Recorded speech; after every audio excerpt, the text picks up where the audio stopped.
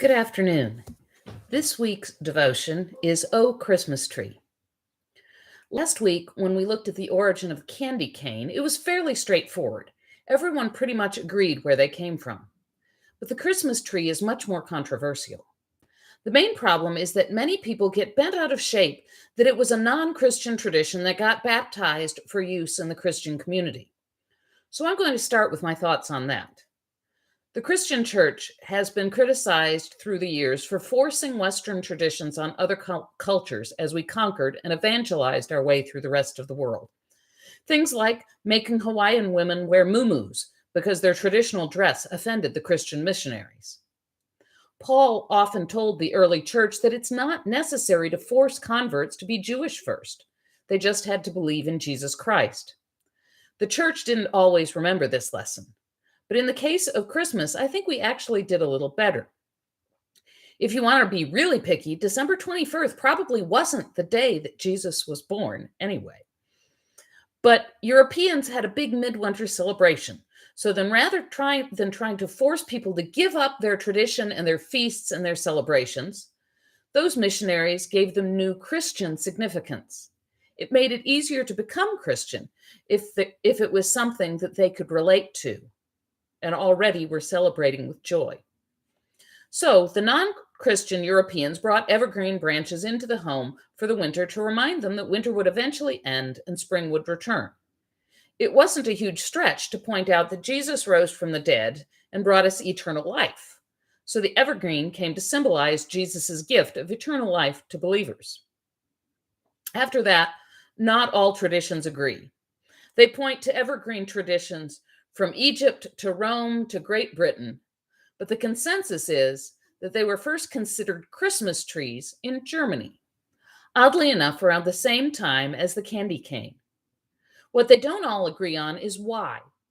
Some say that the fir trees were brought in for the feast of Adam and Eve on December 24th to represent the tree in the Garden of Eden, and they were decorated with apples. Others say that they were brought in to celebrate Christmas and were decorated with gingerbread and nuts, apples, and of course the sugar sticks that later became candy canes. In the 1800s, the tradition of these German Christmas trees that were by then lit by candles was first brought to America. The origin of the German Christmas tree is often contributed to the 16th century reformer Martin Luther. You know, the one who nailed his theses to the church door and is the namesake of the Lutheran Church. The legend goes that he was walking home one evening while composing his sermon and saw the stars twinkling through the evergreen branches. So he brought a tree in and tied candles to the tree to redecorate it and recreate what he saw in the woods. So, what are some of the symbols and symbolism that Christians have given to the tree? I've already mentioned the evergreen symbolizes eternal life. They also refer to the cross that Jesus hung on, as he hung on the tree. So the Christmas tree can also symbolize Jesus's sacrificial death for all of us, bringing us eternal life.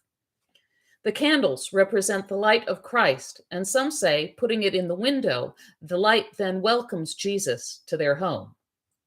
The first ornaments were sweets, representing how sweet it was to have Jesus born into the world. Then some of the ornaments began to tell the story of Christmas. The candles representing the star that led wise men to Jesus, or that Jesus was the light of the world. The sugar sticks then were bent into a cane to represent Jesus as our shepherd. The chrismons that our church decorate the tree with were another way to tell the story of who Jesus was. People began to put symbols of Jesus's life and the story on the tree.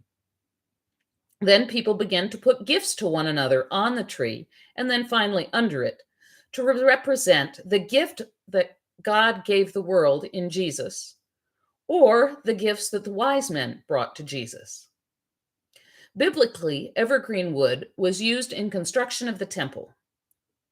Hosea 14:8 also compares God to an evergreen. It says, "O Ephraim, what have I to do with idols? What have you to do with idols? It is I who answer and look after you. I am like an evergreen cypress. and your fruit comes from me.